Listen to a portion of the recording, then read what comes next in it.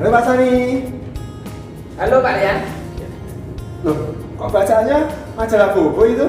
Ya Pak Rian, saya di sini baru mencari materi untuk anak-anak saya di kelas 2. Oh, kalau majalah Bobo itu termasuk fiksi atau non fiksi? Ayo, coba ceritakan pada anak-anak. Fiksi. Nah, taunya anak-anak ini majalah fiksi. Nah, sekarang fiksi itu apa? Ayo. Fiksi itu adalah cerita yang penuh dengan Angel. terus Angel temen tuturamu. Angel temen tuturamu.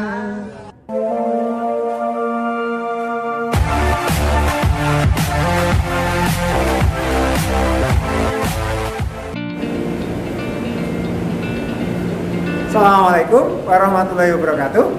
Salam sehat selalu dari Jogja. Anak-anak, apa kabar semuanya?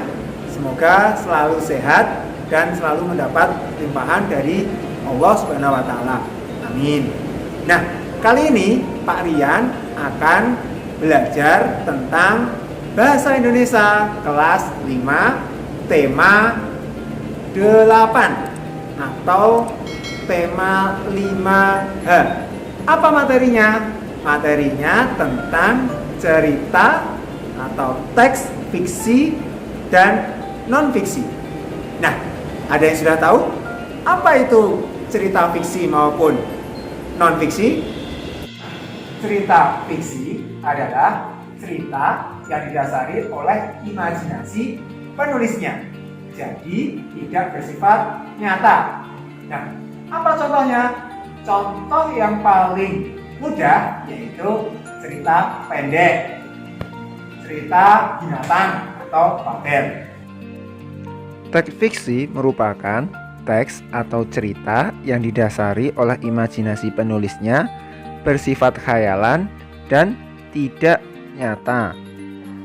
Contoh dari teks fiksi adalah cerpen atau cerita pendek, novel, cerita rakyat, bisa dongeng, fabel, legenda, ataupun mite. Nah, berikut salah satu bentuk dari teks fiksi.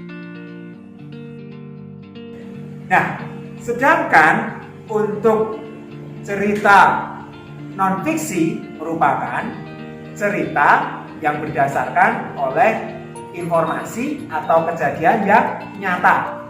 Jadi bukan imajinasi. Contohnya ya, kalau kita membuat sebuah laporan, itu informasi atau data-datanya dari kejadian ataupun fakta. Contoh lain, misalkan karya ilmiah, skripsi, dan lain-lain. Teks non-fiksi merupakan tulisan atau teks yang berisi informasi-informasi bersifat fakta atau nyata sesuai dengan data. Nah, contoh dari teks non-fiksi adalah bisa laporan, karya ilmiah, skripsi, makalah, tesis, atau teks sejarah.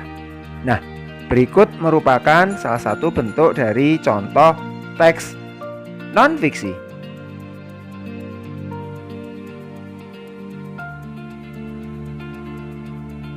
Non-fiksi itu terdapat tahapan-tahapan atau alur dalam ceritanya. Nah, sebagai contoh kita ambil dalam teks fiksi, yaitu teks yang berupa imajinasi. Di dalam teks fiksi, alur atau tahapan ceritanya itu terdapat 3 tahapan, yaitu awal, kemudian di tengah, maupun di akhir. Awal biasanya itu pengenalan tokoh, kemudian kalau di tengah itu adanya konflik, dan di akhir adanya penyelesaian. Tahapan-tahapan dalam cerita fiksi yang pertama berupa awal cerita atau bisa juga pengenalan atau bisa juga penyebab konflik.